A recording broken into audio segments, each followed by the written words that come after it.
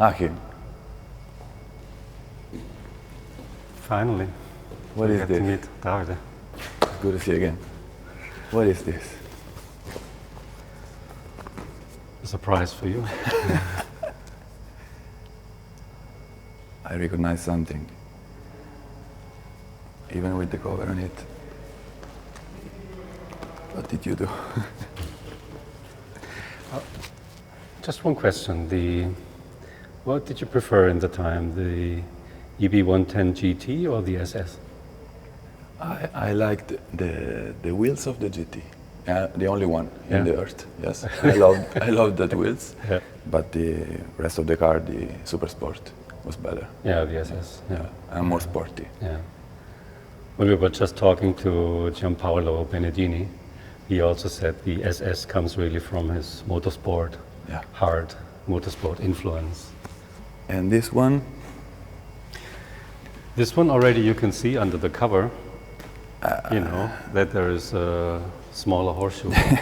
So it has it's one of the first relations to EB110, because this is our homage to the EB110 SS. Exactly. Shall we just uncover it? Should we?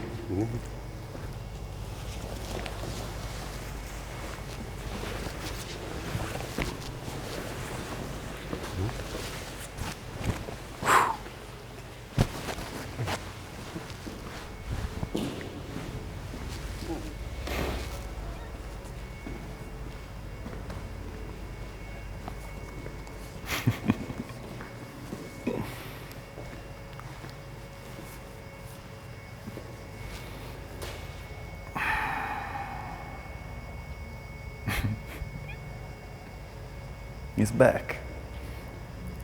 Look at my favorite view in the rear.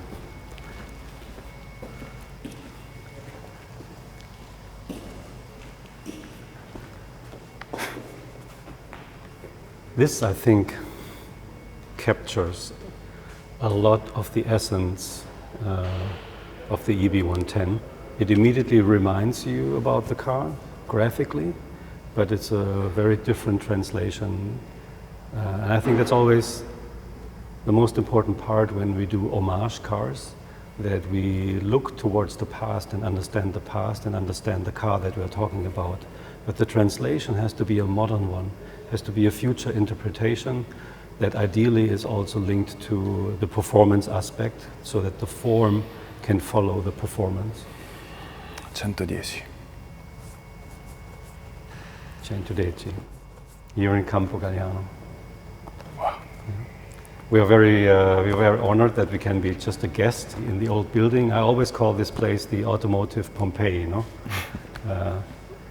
But we thought this is an appropriate moment to tell the story, how things were in Campogalliano in the 90s, what the EB110 was, and why we consider this car welcome in our history and the trilogy of EB110, Veyron, Chiron. What about the engine? Has 100 horsepower more than the Chiron engine. So it's 1600 now. Wow. Of course. We had to. There's no way around this, and it was so interesting to have Mr. Benedini here to speak about all these elements. And you know, Gianpaolo is an architect by trade, but he's also a racer by heart. But I can see his influence in architecture all over the EB110. You know, he is a big follower of the Bauhaus philosophy, and I think some of these geometrical elements that you see on the EB110 are really of such simple quality and almost like a Bauhaus kind of style, which was pretty unique at that time, no? It only took then a couple of more years for Audi to really start the Bauhaus design philosophy by the beginning or middle of the 90s. I really love the windows. What you can also see is for a Bugatti, we have quite a lot of wedge form, you know. Yeah. The car that we were quoting in our homage really was a classic 1980s Italian super sports car, a complete wedge. So we had to translate that feeling onto our Chiron package. Normally a Chiron has a relatively relaxed belt line, you know, compensated with a muscle that comes from the rear. On this project, the whole volume of the car and the whole proportion is shifting forward, quite a more aggressive angle of attack towards the front. Also what you see from the side is the quote of the 7-spoke wheel of the SS. How hard was it for you to do this? After a lot of thinking, it was not so hard anymore, but it took a lot to turn our brains towards what is really essential about the EB110. Like the graphic on the B pillar, the look of the narrow eyes of the front, the small horseshoe, and the Bugatti Macaron being outside the horseshoe grille. And then also the venting ducts, no, left and right of the headlamps on the EB110. And then a super fast center line. You know, if you look towards an EB110, it's like almost one center line from the Bugatti logo over to the roof, and it's the same with this show car. Therefore, we lowered the front of a Chiron by 150 millimeter, because only then we could really combine it with the free-form smaller horseshoe.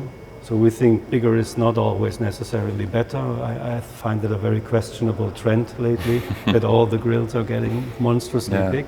And then with the logo on the outside, and then tailoring a relatively narrow eye look to the front of the car, because I think this is the resemblance to the EB110. But due to new technology, we can make the eyes quite a bit more slim and also a little bit more mean looking and achieve more width into the car. So we have the feeling of some narrow eyes, but also ultimate representation in width, overall width. Wow.